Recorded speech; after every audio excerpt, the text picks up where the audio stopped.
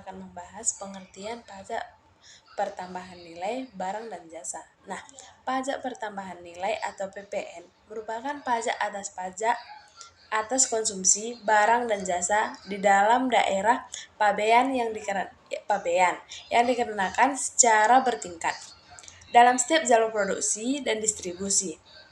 PPN merupakan pajak tidak langsung karena pembayaran atau pemungutan pajaknya disetorkan melalui pihak lain yang bukan penanggung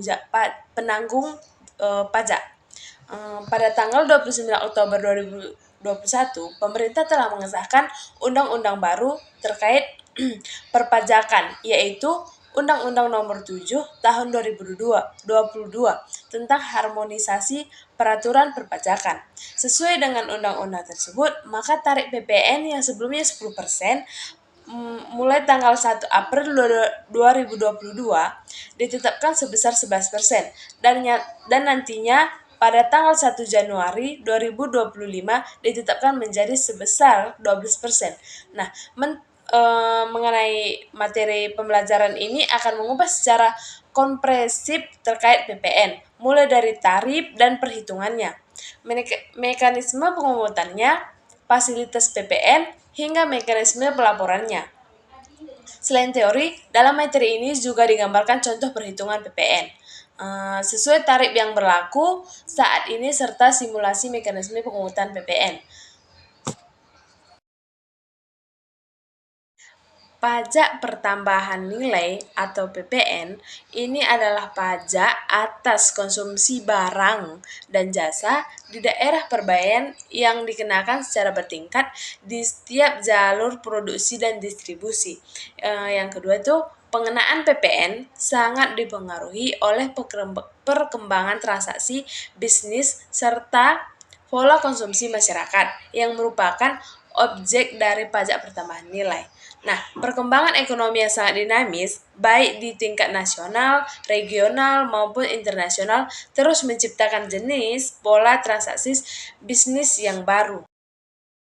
Kita akan membahas mengenai objek PPN. Nah, objek PPN ini terdiri atas satu, penyerahan barang kena pajak di dalam daerah pabean yang dilakukan oleh pengusaha.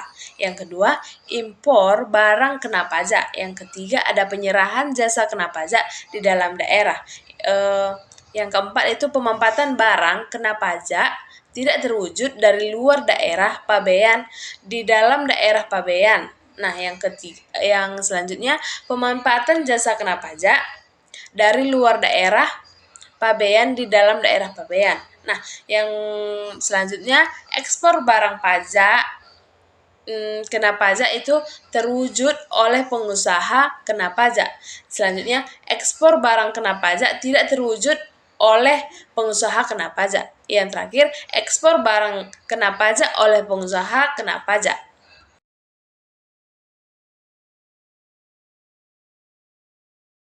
Saya akan membahas mengenai bukan objek PPN. Nah, bukan objek PPN ini terdiri atas 3 jenis, yaitu satu, jenis barang yang tidak dikenai PPN.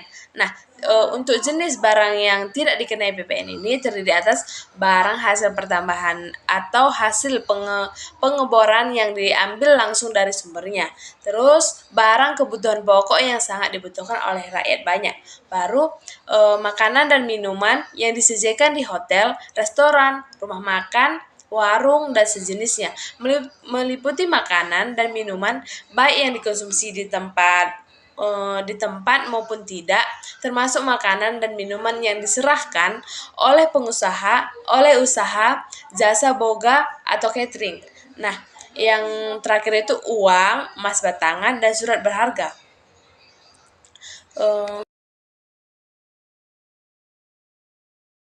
Yang kedua, jenis jasa yang tidak dikenai PPN. Nah, untuk jasa yang tidak dikenai PPN itu terdiri atas jasa pelayanan kesehatan medis. Yang kedua, jasa pelayanan sosial. Yang ketiga, ada jasa pengiriman surat dengan perangko. Yang keempat itu jasa keuangan.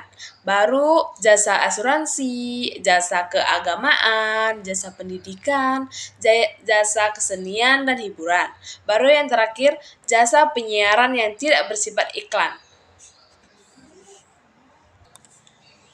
Nah, yang selanjutnya kita akan membahas mengenai peraturan baru PPN, input, faktur sesuai alamat cabang. Nah, pengelolaan pajak pertambahan nilai sangat berkaitan dengan faktur, baik itu faktur keluaran ataupun faktur masukan. Nah, dengan lahirnya teknologi e-faktur, pengelolaan faktur menjadi lebih mudah dan efisien. Nah, e-faktur sangat memudahkan pengadministrasian pajak. Apabila pajak faktur dikelola dengan teknologi TARA, e-faktur pajakku yang memungkinkan pengelolaan puluhan ribu faktur sekaligus. Nah, secara efisien kan waktu untuk pengurusannya akan lebih mudah. Nah, untuk selanjutnya yaitu tarif PPN. Tarif PPN adalah sebesar 10%, yang dimana pemerintah diberikan kewenangan untuk mengubah tarif PPN menjadi paling rendah yaitu 5% dan paling tinggi yaitu 15% melalui penerbitan peraturan pemerintah. Nah, yang kedua, mengingat PPN adalah pajak yang dikarenakan atas konsumsi BKP di dalam daerah pabean, maka ekspor BKP dan ekspor JKP tertentu dikenai PPN dengan tarif 0%. Nah, dasar pengenaan PPN.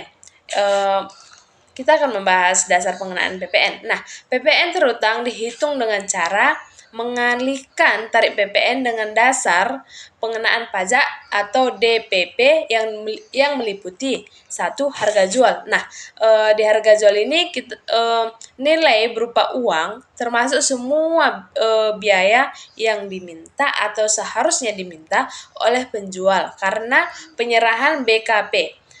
Tidak termasuk PPN dan potongan harga yang dicantumkan dalam faktur pajak. Yang kedua, penggantian. Nah, nilai berupa uang termasuk semua uang yang diminta atau seharusnya diminta oleh pengusaha karena penyerahan JKP, ekspor JKP atau ekspor BKP tidak terwujud. Tidak termasuk PPN dan potongan harga yang dicantumkan dalam faktur pajak atau nilai berupa uang yang dibayar atau seharusnya dibayar oleh penerima jasa karena impor JKP dan atau oleh penerima manfaat dan impor BKP tidak terwujud. Yang ketiga, nilai impor.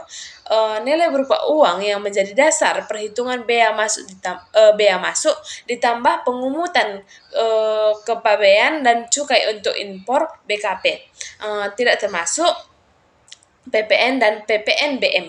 Yang keempat, nilai ekspor. Nah, yaitu nilai berupa uang termasuk semua biaya yang diminta atau seharusnya diminta oleh eksportir.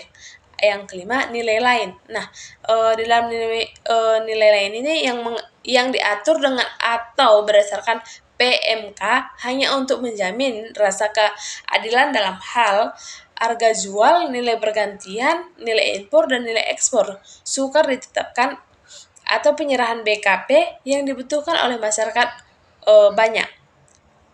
Untuk pengusaha kena pajak atau PKP, pengusaha yang melakukan penyerahan BKP dan JKP di dalam daerah pabean atau melakukan ekspor BKP, baik BKP terwujud maupun yang tidak terwujud, melalui wajib melaporkan usahanya untuk dikukuhkan sebagai pengusaha kena pajak atau PKP. Dan wajib memungut, menyetor, dan melaporkan PPN dan pajak penjualan atas barang mewah atau PPNBM yang terutang. Baru untuk pengecualian PKP itu ada pengecualian pengukuhan sebagai PKP diberikan bagi pengusaha kecil yang batasannya ditetapkan oleh Menteri Keuangan. Baru pada saat ini batasan pengusaha kecil tersebut diatur dalam PMKP, yaitu pengusaha yang melakukan penyerahan BKP atau JKP dengan omset tidak lebih dari 4,8 miliar setahun. Nah, yang terakhir itu namun Undang-Undang PPN memberikan ruang bagi pengusaha kecil dimaksud untuk dapat dikukuhkan menjadi PKP yang diatur oleh lanjut dalam PMKP 40/PMKP. Pengumat PPN rangka lebih memudahkan pemungutan PPN dan PPNBM yang terutang atas penyerahan BKP dan atau oleh rekanan pemerintah menunjuk pihak tertentu untuk memungut, menyetorkan, dan melaporkan PPN yang terutang. Baru pihak tertentu tersebut meliputi bendahara, pemerintah, badan, atau instansi pemerintah yang ditunjuk oleh Menteri Keuangan.